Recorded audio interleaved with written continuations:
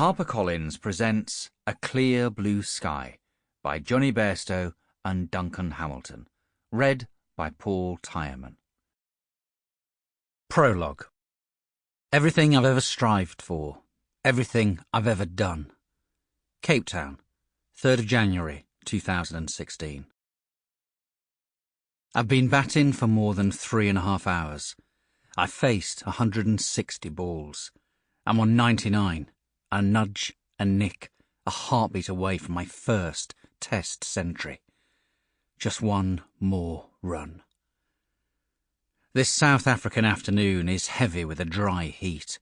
The sky, shining without clouds, is as bright as the blue in a child's paint box, and the glare makes everything around me seem profoundly sharper. The sweep of a full, noisy ground, the purple-grey outline of Table Mountain, and the jaggedness of Devil's Peak, and even the vivid emerald of the outfield. In my head, I'm talking all the time. I'm reminding myself, as I always do, of the simple things that are so damn difficult to get right. Stay focused. Appear calm, almost nonchalant. Don't let the bowlers get on top. And don't, on any account, show a sign of apprehension. Between deliveries, I've occasionally drifted out of my crease and patted down or brushed away some imaginary speck of dirt, simply because I wanted something to do, something to keep me busy and alert. Or I've occupied myself in other ways, twirling my bat in my hand, tugging up my shirt, and readjusting my helmet. These small ticks are displacement, each designed to banish the sort of thoughts that can gremlin the mind. When you're so close to 100, it's easy to lose concentration.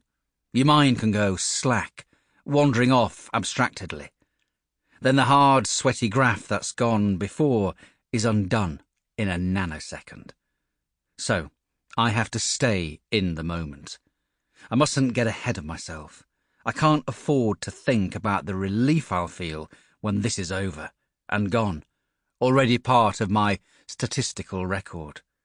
I can't afford to think about how handsome my name, illuminated on the scoreboard in big capital letters, will look with 3 figures beside it. And I can't afford to think about what the century will mean, professionally as well as personally. Most of all, I mustn't dwell on how I will feel or how I will celebrate in the middle, or how my mum Janet and my sister Becky, who are sitting near the pavilion, will feel and celebrate too, or how proud I will make them, this week of all weeks. In 2 days' time, it will be the family's black anniversary, the date of my dad's death in 1998. How quickly that always seems to come around. We mark it only among ourselves, and we do so very quietly, remembering the best of him rather than the tragedy of that day. New Year creeps up like a forewarning, and we get ourselves ready for the anniversary in our different ways. They say that for sorrow there is no remedy except time. Every turn of the calendar puts more distance between us and the raw pain of the event. But even a couple of decades on, it scarcely lessens the degree of it.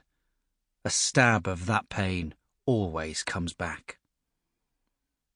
When my dad died, taking his own life, I was 8 years old. Becky, who everyone knows as Boo, was 7. My mum had cancer, the first of 2 bouts of the disease that she's fought and beaten. In that dark time, the worst imaginable, the 3 of us held tight to one another, like survivors of a shipwreck. It was our only way to get through it. Our house, like our lives, seemed bare and empty and quiet, and our grief seemed inconsolable. We were hollowed out. But we had each other then, and we have each other still, and slowly we learnt to live without him.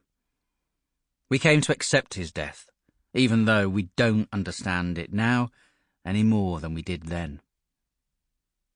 Everyone believes their family is special.